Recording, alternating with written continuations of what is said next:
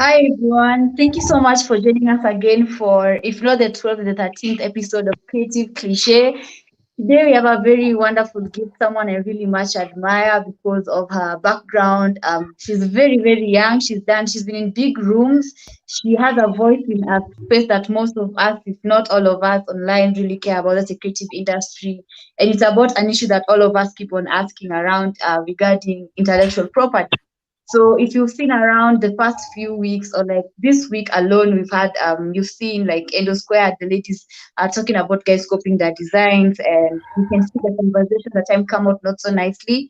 But these are things that happen, especially the creative world. So today is most about just trying to figure out what is patentable, what is IP, how can you protect your creative ideas? Do you think an idea can be protected?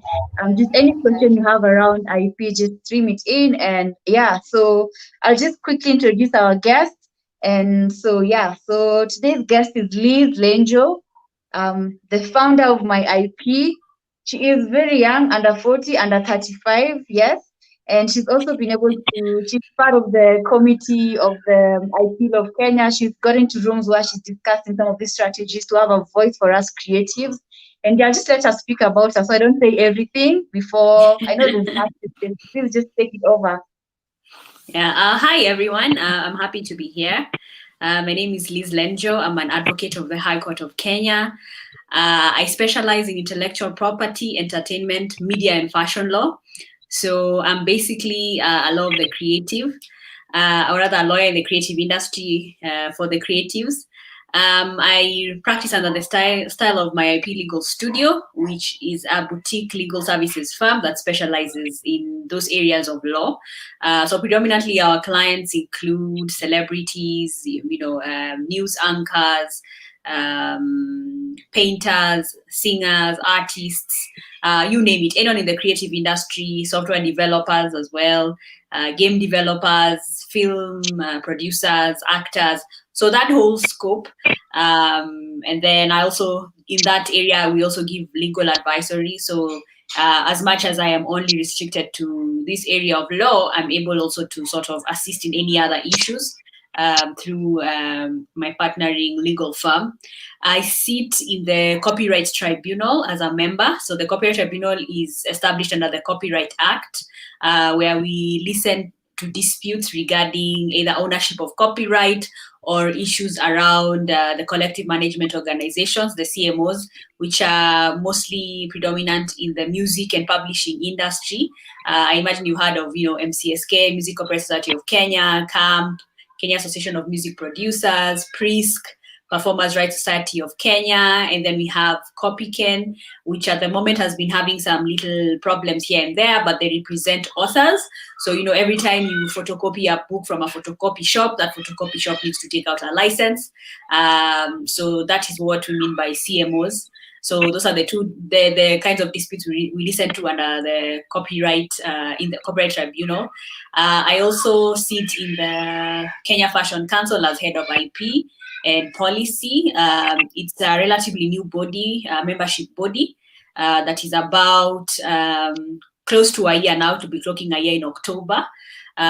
So there we are trying to get the fashion industry organized and also be able to get a seat when it comes to, all these IP and policy conversations, as well as economic conversations in general. And then I also sit in the Intellectual Property Technical Committee at Kenya Bureau of Standards, which is the government body that's in charge of standardization and certification of products. So, like whenever if you decide to go into a business and you make jams, you have to be certified under KEBS, under the Standardization Act. Yeah, so that's me in a nutshell. I'm also a lecturer at the Strathmore Law School, where I teach sports and entertainment law and media and the law. Yeah, so that's basically me, and a blogger. So I think from my point of view, that is just not a basic introduction. There's so much I even got lost in some words because it's just like so much in one person. Like how do you even balance being, I'm feeling KEBS, I'm feeling CAM, I'm feeling CM, MSCK, so many abbreviations, like very important bodies. And even had talking about like creatives from painters. literally, okay, if you're in this call right now, just tell us which creative industry you're in. I know most of the time we have people joining us are like writers. We've had videographers, we've had graphic designers, we have software developers really joining us. Just tell us which industry are you in. Just check in with where are you, what do you do, and what are you hoping to gain from this. So Liz, the first thing you've mentioned, if someone goes to a photocopier, that guy should have a license to share that document.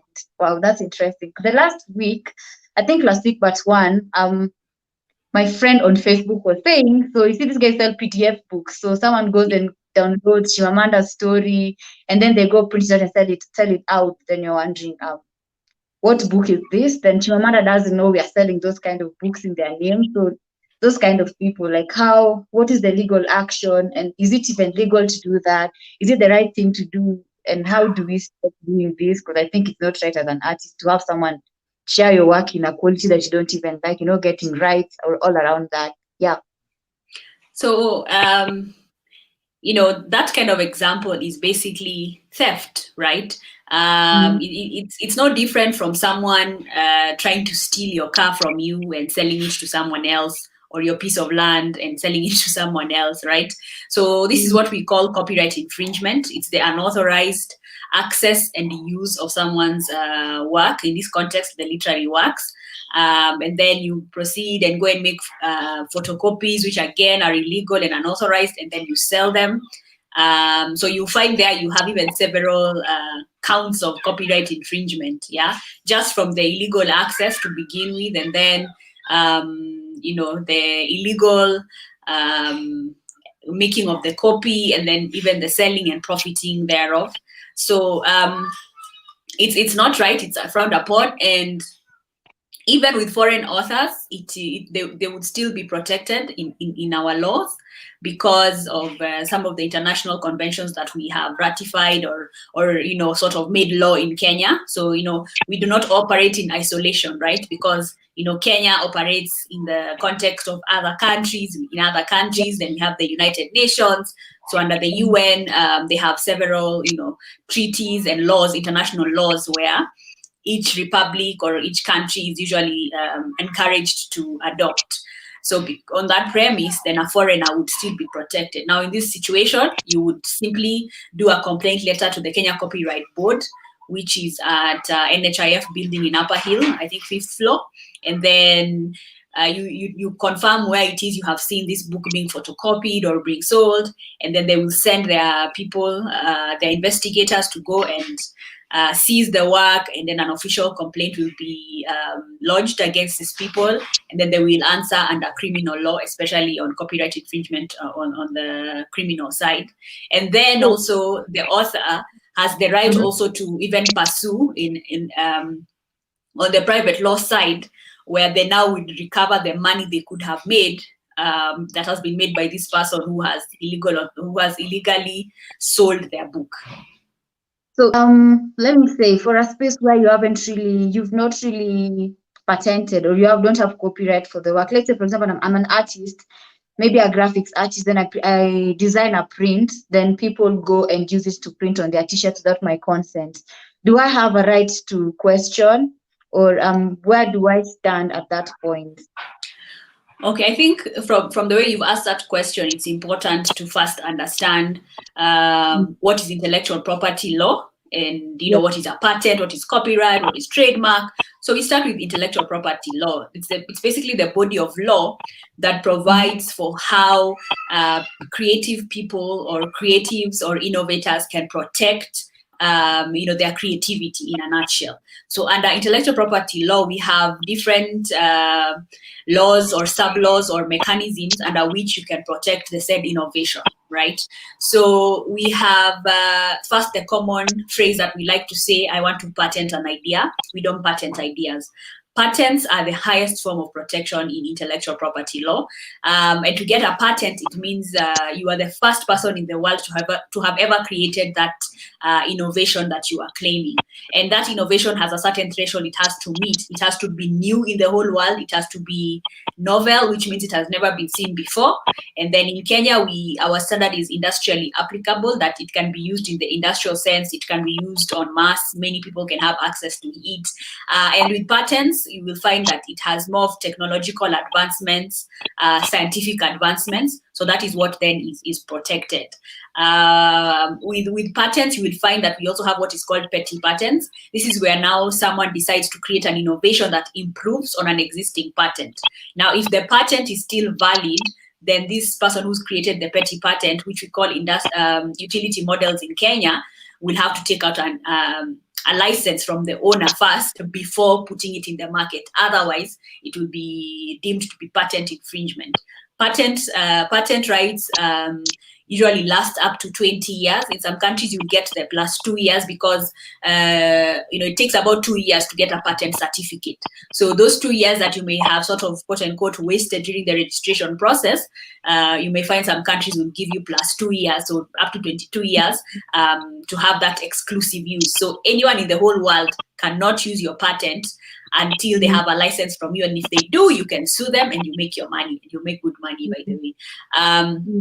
So that's very important to understand. We do not patent ideas. It is the highest form of protection, and it's mostly in scientific and technological inventions. Then we have copyright.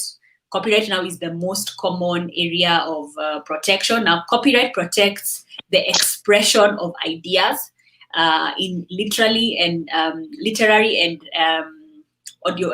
artistic work. So literary works means lyrics to a song, a poem, a story you wrote, a script, cartoons, maybe a comic book that you created. That is under literary works. Artistic works would now include those animations that would be created, musical works, the songs that are being sung, sculptures, anything sort of artistic, paintings, you name it, right? And then we also have software, which falls under copyright because we do not patent software. So, for the software developers, or if you've ever seen a software coding, it usually is a combination of words, numbers, letters, like all that stuff you just see on your basic keyboard, right? So you'll find that just one command will change everything in a piece of software and turn it into new. So because of that, it protects the expression, which means then, anyone can have access to all these. Everyone has access to all these keys, and then they can create something new. The US decided to go the patent route, and they've not been happy with that strategy because it's really made life impossible for them in terms of innovations in the software space. It's become a very expensive affair because now you can imagine how many people you have to pay licenses in the name of creating a new software just because like 3 lines looked similar, yet you've created something new. So software fall under copyright, and it's a good thing for us. Then we have also architectural designs. They also fall under copyright. So, if someone decided to just, steal architectural designs from an architect or from some website or whatever, that is copyright infringement. You must have a license or written authorization from the architect as well. Copyright, starts to exist immediately you transform this idea into a tangible work. So the minute that idea of a song is transformed into either a sheet music or you wrote the lyrics down, you've automatically transformed it into just you've transformed it from an idea into something tangible. So that is what is protected. So the minute you pen it down, you automatically have copyright, and it starts to exist from the minute you create the work. Now, in over the recent times, because of that issue where people are fighting each other that, oh, you copied my idea, you infringed on my copyright. It became a strategy and as part of the system where now registration happens. And registration simply helps also in terms of helping the creative to get a title to their work. So even in the patent regime, you will get a patent certificate, which is like your title deed. The same thing it will be with copyright. And this practice was informed by how especially authors would work. Script writers and authors would protect their copyright. Back in the day, someone would write a book to themselves, or rather they would write a book, and then they're like, okay, now because before I send it to a publisher, I want to make sure that it will be known somewhere, somewhat, that I created the work. So you would find the author would seal it in an envelope, sign it in their name, put their PO box, everything, send it to poster, and they're basically sending back they're sending to themselves their book. Then they don't open it. It has that stamp that says mailed on 19th February 1990. Yeah, so then they keep it. They're waiting for the day there will be a copyright infringement issue, and then they'll be able to produce this document in court and say, hey, Your Honor, do you see this envelope? It says 19th February 1990. It's even my book. Please open it and see. I sent it to myself, so that's how we started the registration. So right now it's a recommended practice. It's not mandatory in our laws, but it's recommended, because that is how then you assert your ownership. And then it will last throughout the life of the author, plus 50 years after death. So which means after you die, for 50 years, your next of kin will benefit from this work that you have created. They're the ones now who will enjoy your royalties until those 50 years are over, and then it reverts now into what we call the public domain. The public domain now means it will be free for anyone and everyone to use. Yeah. Then we have trademarks. Trademarks now protect the brand, the name, the use of names, symbols, logos, slogans, basically the stuff that you create to brand your business. Now, for you to be able to get a trademark, this combination of words or names or symbols or even colors must not be descriptive of your service. So the minute, let's say I sell shoes, and then I say I'm trying to register a trademark for Liz shoes, already it's descriptive of my goods. I sell shoes. So have I really created something new? Have I creatively branded my business? I have not. So I do not meet the threshold. So if you just look at some of the brands around you, and the ones especially with the strong trademarks, they have made sure that they are not descriptive of their service. And then a trademark is renewed after every 10 years. So it's always important that every 10 years you renew it as long as you're using it. The minute you do not use it and you decide not to pay for it, it will fall, it will just fall by the wayside, and someone else might decide, oh, so-and-so doesn't want their trademark, maybe I can take it, right? So it becomes very important also to be aware of that. And then the last one I will talk about is industrial designs. Industrial designs will protect now the aesthetic elements, the urembo, the beautifulness of either a chair that you've created, the spectacles I'm wearing, a vase, anything artistic or creative. So, that combined, the shapes, the size, the colors, whatever it is that makes it beautiful, that's what you protect under industrial designs. And industrial designs are protected, have protection up to 15 years. So it's in a bulk of 5 years, 5 years, 5 years. So every 5 years you renew another 5 years, another 5 years. At the 15th year, then you decide as well now as an artist, is this something that is married to my brand? Do I still want to use it? So if you want to use it, if you still want to continue using it, if it's something that's synonymous to what you've now been known for, it can now graduate to a 3D trademark. It can even graduate to a 3D trademark even way before, if you already are aware or you have made a deliberate decision to be using it for a while, right?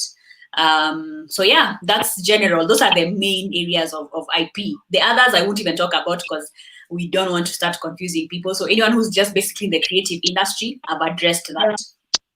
Okay, so before I ask these two questions, so usually when we are in campus, we used to take a part in different activities, that is like from competitions from different companies, and down there is terms and conditions, which part of them includes that whatever idea I pitch to this can be taken over by this company to materialize. I don't know, just those what they usually say down there.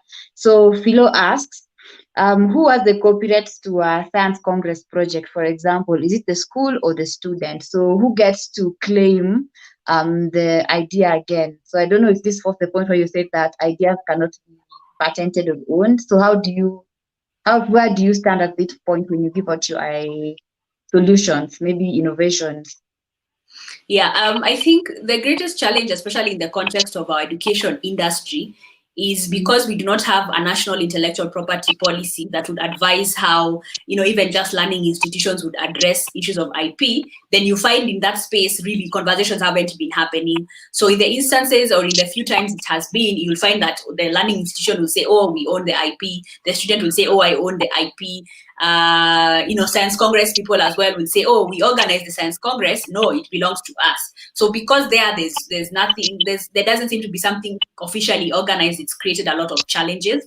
There have been a few, similar competitions that have now what they call terms and conditions, where they tell you these are the terms and conditions. This is our offer of how you will relate with our competition. So it's always important then that the person reads the fine print, anyone who's engaging in a competition. Now, with the competitions that will always tell you terms and conditions apply, you have to find those terms and conditions and read what they specifically say.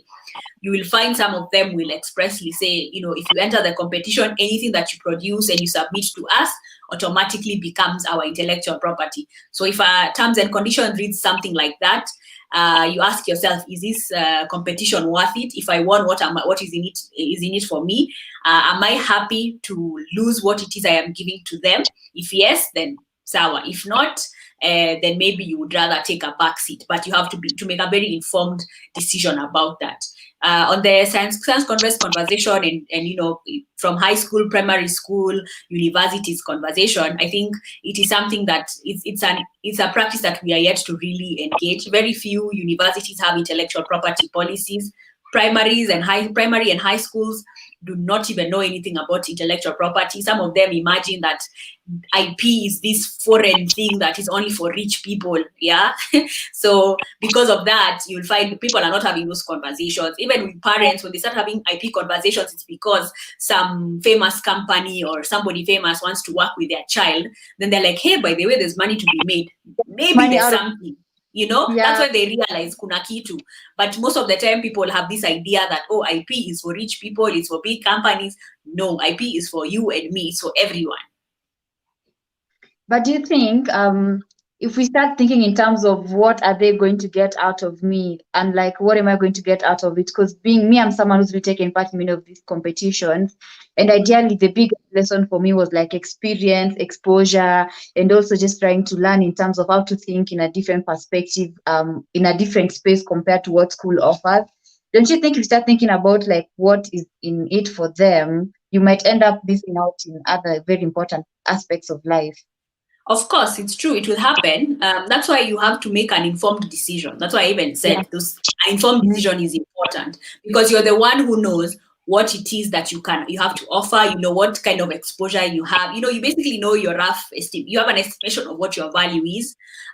So of course, some of these competitions are very they are very useful because they will open you up to something new, something different. If I'm starting out as maybe a painter, I can paint every day, right? So I'll have that painting and I say, you know what, this one, I want you to take me to the next level. So I will give them my best because I know this competition is based, I don't know, in France or it's based where. I know these are the kind of contacts they will get or the kind of exposure you get.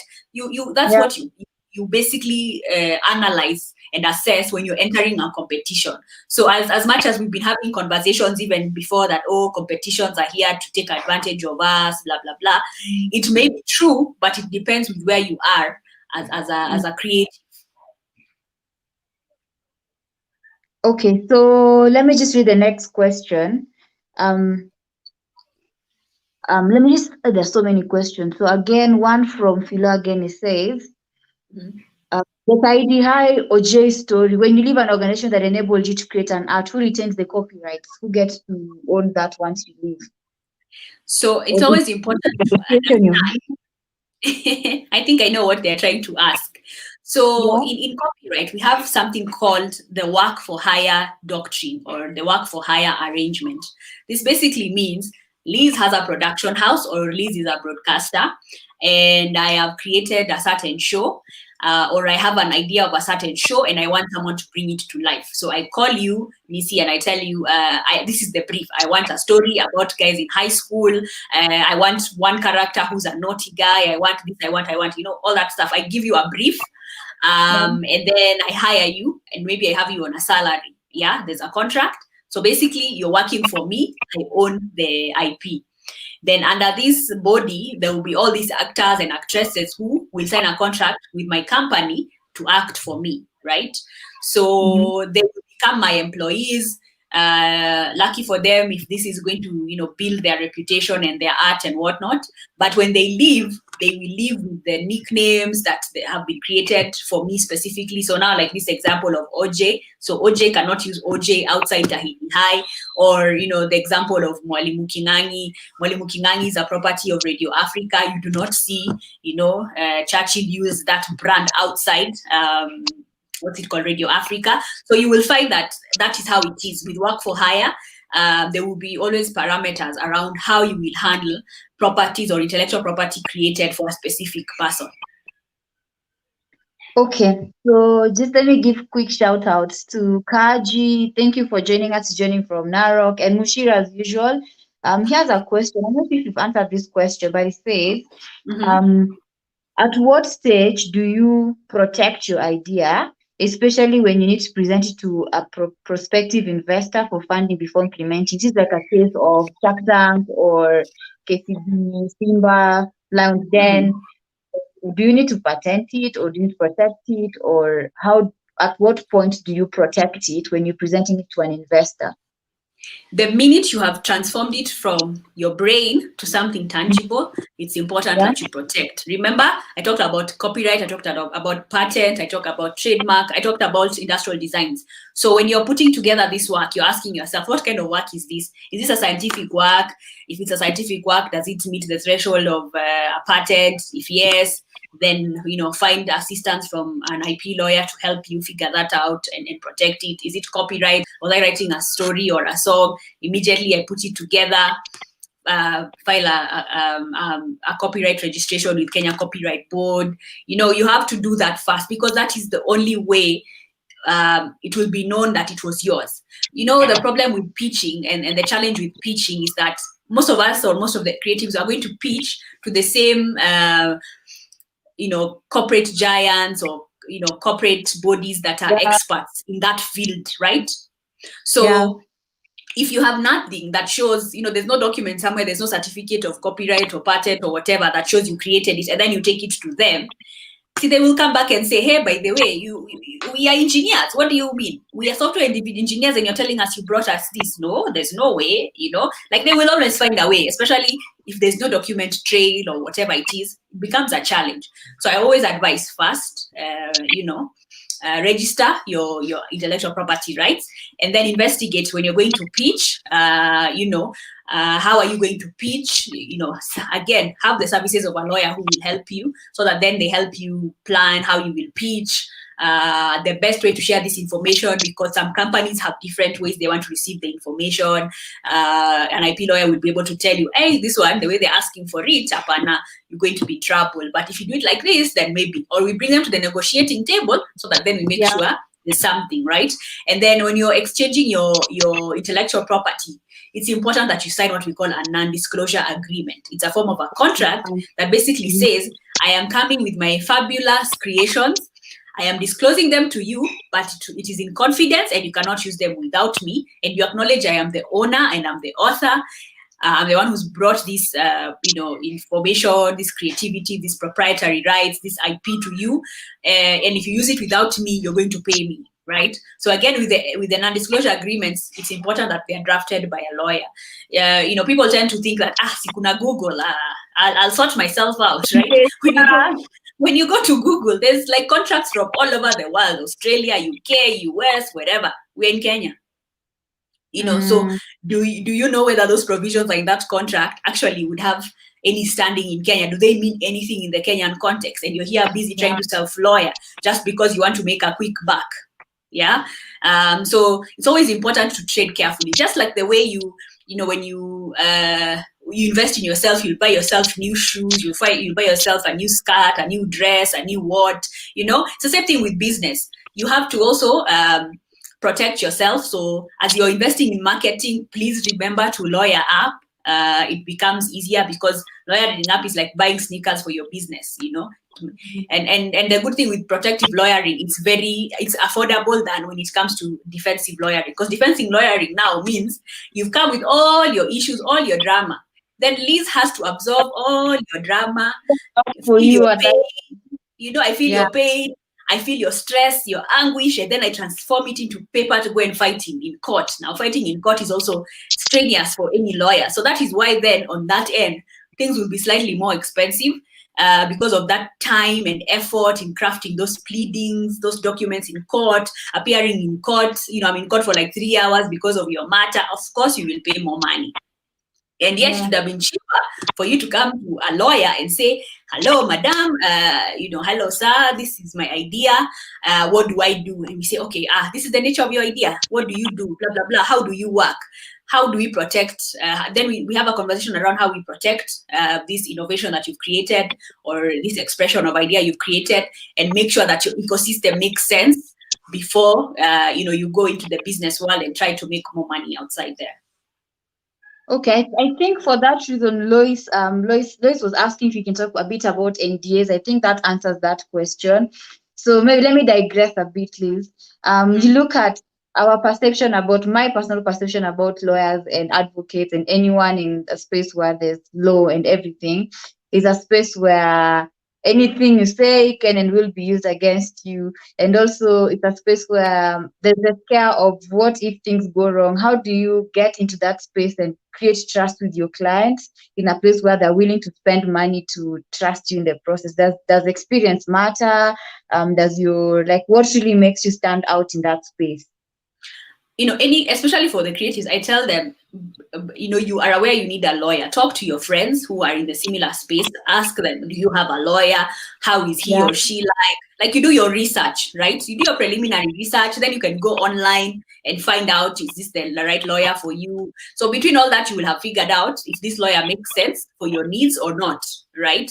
And then now, the concern that people have around lawyers, we are paying for the sins of some of our predecessors, right?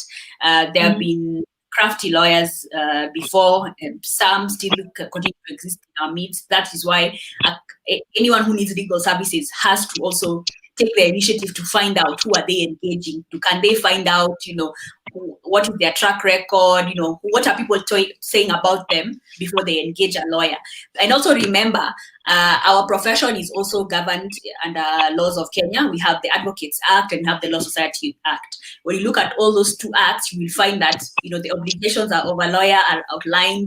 In the event that a lawyer steals from you or does something that is not kosher in terms of the legal practice, there will be disciplinary mechanisms. So I think it's high time that we became aware of this system so that then we stop shying away from the use of lawyers. Yet, at the end of the day, the legal system is very complicated. And there are people, or there's a profession that has purposefully invested to be able, they're purposefully invested to help you understand your rights, help you protect your rights, help you, sort of navigate, your rights and responsibilities or obligations in the law. Okay, so there are two more questions. The first question is from John Dungu. He asked, are protective lawyering rates affordable for institutions that is starting up? Maybe let me ask this also in a different way. Are the rates the same do you charge based on the client or do you have rate cards for protective lawyering? So what happens is there are certain services that are governed by what is called the Advocates Remuneration Order, where there's a prescribed minimum. So depending on the service, a lawyer will be able to tell you, when you need this one is subject to the ARO, but this is the amount, right? And then there will be those other services that are not really stated in the ARO. So like, for example, like contracts and things like that. So even when you're approaching your lawyer, you're doing your homework. You're like, does this lawyer work with startups? Do they seem to understand the startup play field? Do they sound like they will accommodate me, right? Because at the end of the day, protective lawyering for sure is much more affordable. It is dependent on your needs. And then it's something that you can plan for. That is why legal services should be at the forefront when you're starting a business, so that then you know, when I start, this is my strategy, this is what I have at stake, this is how I will protect it. Before I move to marketing and start shouting to the whole world I have a product, I make sure I have protected. People tend to do the backwards. You spend more money on marketing, then by the time you're coming to a lawyer Minnesota, then you're like, hiya. Then even the lawyer is confused, because now they're like, why are you asking me to make concessions? And I can see already you've been doing CG ads where we've seen you going to I feel so guilty. also, so after that, now even the lawyer is like, Sasa, why are you asking me to pay you? Why are you asking me? I accept 20K, and yet you've already spent like 500K in marketing. It doesn't make sense. So, it's important that you're very strategic in terms of what you do and how you do it. Okay, I first feel so guilty for being the guys who make noise first before contacting the legal processes. I stand for many of us, because at times you feel like it's just all in my head. You don't see the risks when you're starting until someone really points it out to you. But anyway, another thing, which is the next question. Since COVID started, we've had so many virtual concerts, from IG Live to YouTube DJ mixes, just trying to share good vibes with people. But then you find like people love strikes. Midway on a live show, this video was struck, the person goes offline, killing the whole audience, and people are like they're having a good time, then someone goes down. Or you post a video, let's say you put a music background that is not really your music, it's not an Instagram story, it's not a TikTok video, then you find you've been striked out because it's like you're using someone's music. Or again, DJ does a very nice mix, uploads on YouTube, then they get striked out. So like, do you think, first of all, my first point of view, I feel like at the point where someone is just making an entertainment, especially for these free virtual concerts, even so, music is there for us to enjoy and to probably support the DJ as well. So why isn't this killing the creative process by cutting a show halfway? It's killing the whole point of the music again. And then what is the best way to package it so you don't get striked out? Do you think mentioning like, I don't own the rights to this music, does that I'm like, Let's just do the simple. Do you own it? Yes or no? I don't own the music, but I'm a Exactly. DJ. How is the owner or the author of this work you're using, how are they going to benefit themselves? Are they benefiting? Are they making money? They're entertaining people by audience consumption. So this is what people need to remember. Someone creates something, by me just creating a piece of music, I automatically own something. I have created something that has proprietary rights. Nika shamba, right? So I cannot just give you my shamba and then right? I wouldn't just give you my piece of land and tell you, Lindsay, enjoy, thanks. I'll be like, where's the money? Show me the money, right? So remember that principle. If it's not yours, you have to clear the rights. Now, in the context of music in the digital space, any song that will exist in the digital space that has not been struck down or struck out, has the person or the rights holder has authorized that platform to have it there, and they will make money. They figured out how they're getting compensated. In the absence of that, that is why those takedown notices happen, right? So even the fact that you put a disclaimer at, I don't own these, it's like saying, I'm sorry, I'm stealing. I know it's not mine, but please let me steal. Thanks. It doesn't make sense, especially in a space where the author is supposed to benefit and they can make some money from it. So those disclaimers do nothing. Yeah. So by fact that they use them and they've, like for example, some few videos will exist on Facebook, it's because there's mechanisms on the back end of Facebook where now all these authors of the music and the publishers, that music ecosystem are basically figured out with Facebook that, every time Liz posts a song or this kind of song, let it stay up, but as long as whatever money you're making, even as Facebook, I get something from it. That is why they would still exist. But if the author does not want it, because there are instances where the authors will tell Facebook, Instagram, all these platforms, dude, I do not want my song on your platforms. That is why immediately, like on IG especially, IG is very quick and prompt. anything that has copyright material that is not authorized, you will immediately get a notice, and then they kind of like glaze over your content, and you're given the opportunity to take down that content. Yeah. And then what happens with these takedown notices, which is a provision in copyright law, is by the time you're a third time offender, just know you're going to lose your Facebook account, your Instagram account. You will lose that stuff. Why? On the account of just using someone's work without authorization. Don't do it. Yeah. So figure out other systems. If you're lucky to have either a friend who's an artist, they sing their own songs, they write their own songs, figure out how to do that and collaborate. Yeah. Let me just ask, because we won't know. I won't know which music exactly has been copyrighted. So there's this one time I had an art show which had music playing in the background. Then it was like an IGTV which got posted up later. Then a week later, I see a notification that we've noticed that your video has this and this and this. Do you want to claim or do you want to pull it down? Then I write back and say, that is a DJ in the background. Like, I'm not sure how this exactly infringes the rights. And they brought it back, they cleared my name. So, like, how do we know? There's so much music coming out all the time. So how do you know that this person has parted? Let's not listen to this music.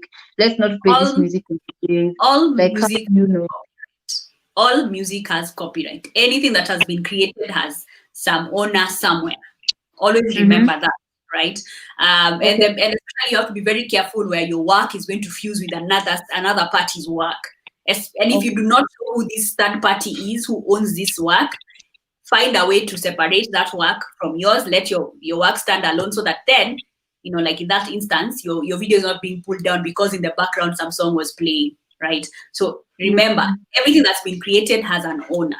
You have to clear the rights to be able to use this work by the other party or the third party. You have to, get a license or talk to the owner and have it in writing. And then they make sure that even on their end, if they had any sort of command somewhere that say this and this, they're able to hold them and say, or tell the platform, this one, Nancy can use this work. So when you see this video by this person, don't take it down because they have a license or something like that. They'll be able to do that. Okay. So this makes it sound.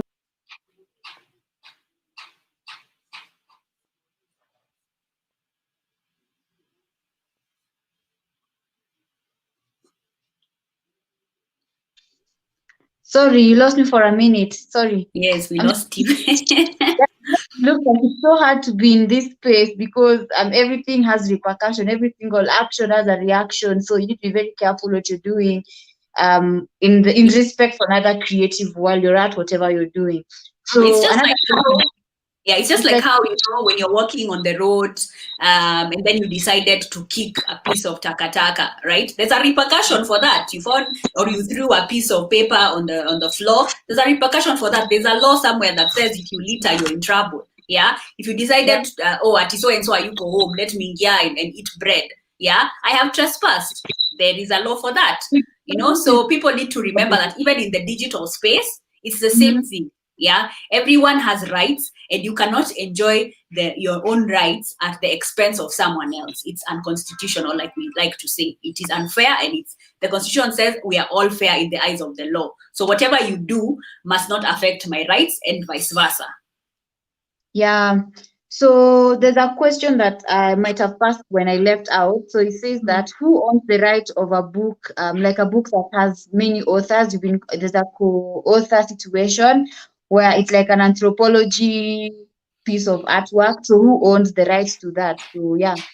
That's subject to the agreement between the parties. So it will depend. Maybe his publishing wants to do a book, right?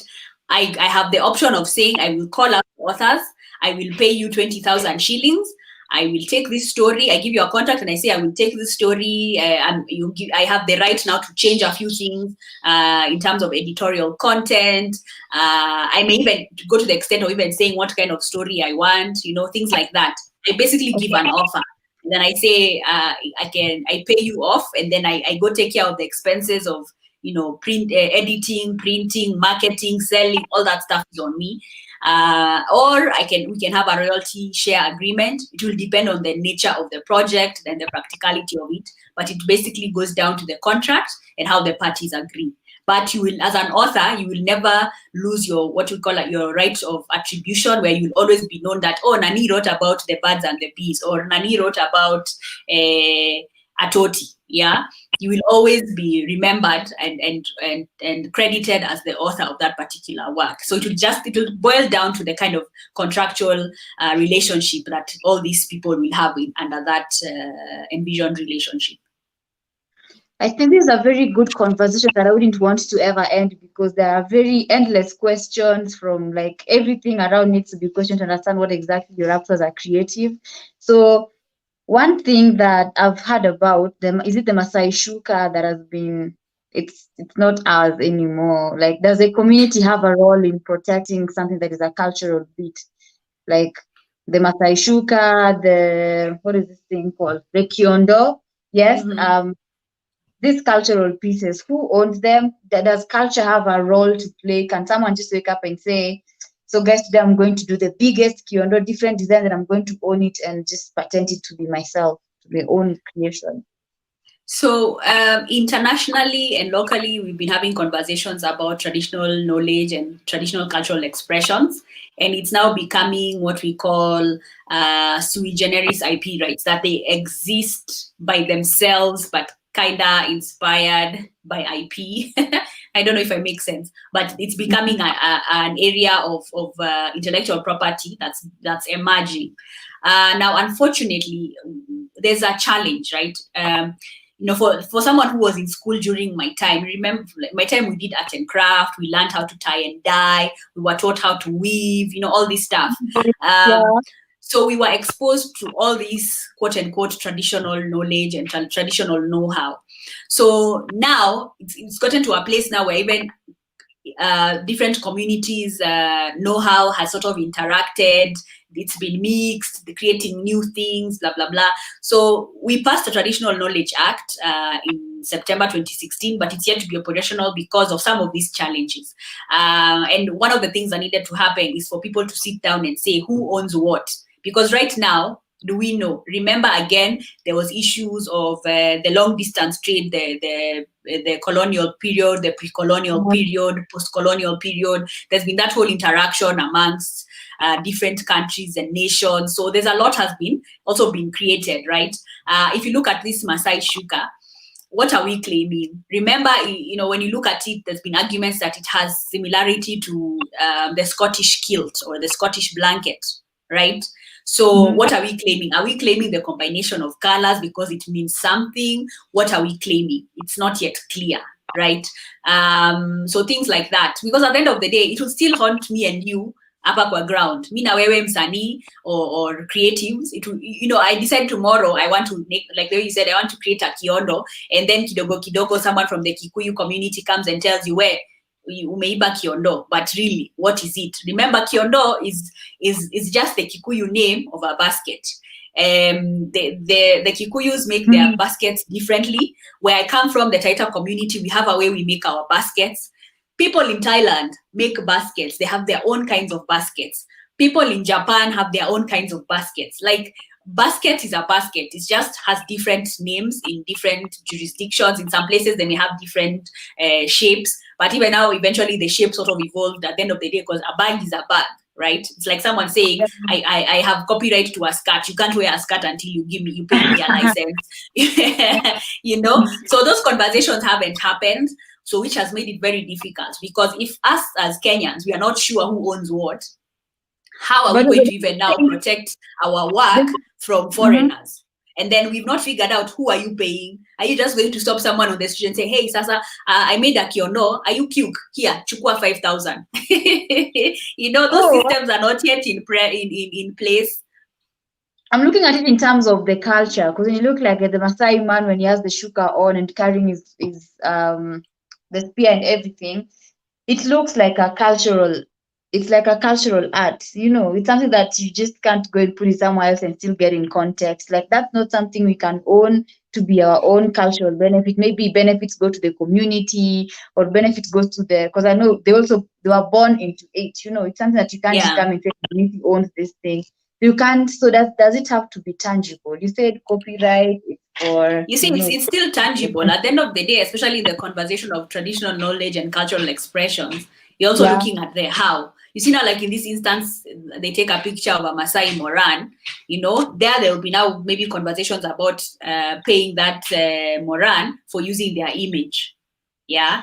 Then maybe the location where the photo shoot was done, hopefully, I don't know, the county of Narok has some sort of licensing regime there. They say, okay, if you come to shoot in Narok, you pay 5,000 shillings, you pay 10,000 shillings. And then we want that, wherever you have your pictures, you'll always say shot in Sijui which park in Narok County. Yeah. So those are some of the things that would make practical sense, and then you're able to sort of assist. You will find that in some things it's very difficult to even try and say, like for example, these so-called Maasai beads. Do you know this Maasai beads? Some of them come from China. Some of them come from Turkey. They come from very interesting places. So we don't manufacture beads ourselves. We can't license the pattern. So that's the thing now. Possibly talk about patterns. So that's the conversations we need to be having. Because if you look at South Africa, for example, when they have the conversation about traditional knowledge, they've not yet passed their Traditional Knowledge Act, but having done the research, they were very meticulous in terms of what they would be claiming. So even for them in their beadwork, they will tell you, patterns that is a triangle that is color with a combination of yellow and green. In Zulu, it means this. In Xhosa, it means that. Like, it's very elaborate and it's very clear. If you use this kind of combination of colors and print, it belongs to community X. If you use it like this, it belongs to another community. Like, there's that clarity. We don't have that clarity just yet. Okay, so we are almost closing. We have like about 6 minutes. Before I get to Bush's question, so just a quick preview. See, like when I'm a young artist, in the space where I want to enter the market, I want to have a name. Probably a big fish somewhere is willing to sponsor my talent. A case of, let's say I'm a musician today, I have good music, I can't afford to produce, I can't afford to prop myself, I can't style myself, then I get taken up by maybe a recording label. Then I sign contracts that I might not deeply understand. Then they end up owning me, plus my name, plus the brand label. Like, I can't even use my name outside there. So how do you think you can sensitize the artist in terms of protecting their brands from start, even when you feel like you don't have a voice because of limited funds, for example? I think I would advise also creatives to form associations. When people come together collectively, they're able to even save up to have access to certain services that they may feel might be too expensive by themselves. So that then you have access, if it's access to trainings, or you're able to organize your own trainings and say, you guys need a training to change kila mtu 500, and we get someone to train us on IP, we get someone to train us on tax, because at the end of the day, the presumption of law is that the ignorance of the law is no defense. So you go sign a contract you had not read, you have signed away everything, your intestines, whatnot. At the end of the day, the law will be like, my friend, sorry? You're getting a car. I mean, that time you're negotiating for small things. You're getting a car, you're getting a house, you're getting performances. So if you did not read the fine print, my friend, you're in trouble. The law will ask you, did they hold a gun to you? Did they threaten you? Were you underage? Those are the only grounds in which a contract will be cancelled. So if none of those three elements are there, then my friend, you're bound by that contract. Just learn that tough lesson, and then next time make a more informed decision, a more educated decision. Okay, so I'll put these two questions to be one because we are running out of time. So how can I copyright a process toolkit manual that has been developed from others, something like a hybrid? And also, when does copyright cease existing? So the first one about the manual, huyu kama anatafuta legal advice anione kando, because that sounds like a long story. Okay. Sorry? We'll share if you don't mind, we'll share your contact so they can reach even on social, right? Yeah, they can share my contacts. At the end of the day, that's a complicated story. And please note that by virtue of doing this interview, I am not giving legal advice. I am simply participating here as part of entertainment and knowledge sharing. So this does not constitute legal advice. So anyone who is listening to this is a disclaimer. do not rely on what I am saying as legal advice. This is purely Wow. educational, information purposes. Because tomorrow, I do not want someone to go out there and say, oh, but Niliza alisema. No, no, no. Mm. You have to create an attorney-client relationship to be able to claim, right? So here we have only been discussing scenarios. We have just been having an educational, entertainment conversation. So it's important we have that clear. The question as to how... when does a copyright cease to exist? So copyright will cease we talked about that. Copyright will cease to exist 50 years after the death of the author. Then there will be occasions where we have what we call orphaned works. I create a piece of work and then I cannot, I distance myself from this work. Someone wants to use it, they don't find me. They do everything they can and they never find me. They will just go to Kenya Copyright Board and say, there's this work we want to use.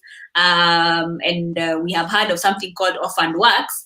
We just simply want you to confirm, like basically pick a muri and say, yeah, this work is orphaned work so that we can now use it. Because, when by the time the work is being declared as orphaned works, you have the person who wants to use it has to make sure they have done anything and everything within their power to find this author and they didn't find them. Yeah. Okay. So those will be the instances. And where now, like, for example, if it's a broadcast, broadcasting rights have copyright. So they will last for 50 years from the day of publication. So if you wanted to do that, then that is when it can be for free. Please note that Kenyan government owns copyright. So at the end of the day, whatever it is you want to use, investigate whether the copyright is still valid, because copyright in government lasts for 50 years. So after 50 years, it's when it becomes free. So whatever government agency's work you want to use, you have to go to that space and say, I don't know, if you're going to use some picture by, I don't know, Kenya Highways Authority, you have to go to Kenya National Highways Authority, KenHa, and say, hey, I saw a picture of this highway. It's beautiful and I can see it on your website. I would like to use it. And then you have a conversation with them and there's a contract or something of some sort that shows that they have accepted and agreed that you can use their work for a certain period, and then Okay, so that being said, so usually we ask people, before I get to the last bit of our checking out, I just want to quote something that Joe said here: where someone's freedom stops, yours starts. I don't know what that means, but that's for us to go back home and think about what that means to each and every one of us. So Liz, what's that one quote or that one something that someone once told you that made you change your trajectory, discover your purpose? I was told to stick to my guns, to stick to what I believe in. That it might not be easy in the beginning, it might not seem easy in the beginning, but as long as I put in the work and the time and the effort, it will eventually pay. And that is why I can say 10 years on, I can boast that I am an IP and entertainment lawyer. When I started out, there was no lawyer who was even thinking of just exclusively working with the creative industry. Maybe there's one or two others, but, from my generation, even my friends would be like, hey, Liz, you'll die broke. Yeah, because they're like, how, So I say stick your guns, at the end of the day, believe in your craft, believe in what you want to do and what you can do. You've seen that meme that's always doing rounds on Facebook. Someone is digging, two people are digging for diamonds. Then the guy next door gets a small diamond. This other guy is just a few centimeters away from having this grand diamond. Then he gives up, gets jealous, kills the other guy, steals that diamond and leaves this diamond that's worth in the gazillions of dollars, So just remember that anytime you want to give up on your craft, just know when you're about to give up is when you're about to strike gold. Oh wow, that's very deep. That's so deep, because I know a couple of friends that you start stuff, then midway things don't make sense. I personally, as a victim, things don't make sense. Say, let's move on, let's pick up with the next thing, until you feel like I'm so all over, things never get in line, start wondering what's going on. That's really cool to hear from you. And so everyone, stick to your guns, believe in your craft, put in the hard work and put in the time. And as usual, protect it before you market it, okay? Exactly. People are watching. People are always watching you. That's the other thing people don't remember.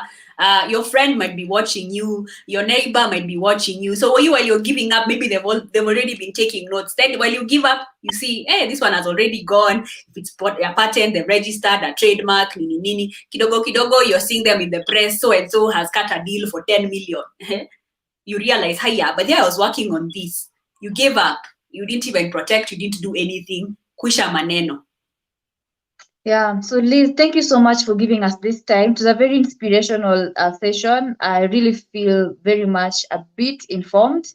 Though I know this means like I need to actually have to sit down probably with you. I hope I'll have a chat with you on the side one day and just to plan, share with you and pay you and get you as it should be, because this is one very necessary conversation among the creatives, especially. And having this time with you, we don't take it for granted. Thank you so much for joining us, and thank you for everyone who chipped in to ask your question, even to join and share your contribution. I hope this leaves a mark in you, and that you can always remember this whenever you're taking part in any of your innovative ideas. And yeah, bless you, Liz. Thank you, Thank you for guys. having me. Happy to be here. Bye. Bye. Please stay with us. Don't go. Okay.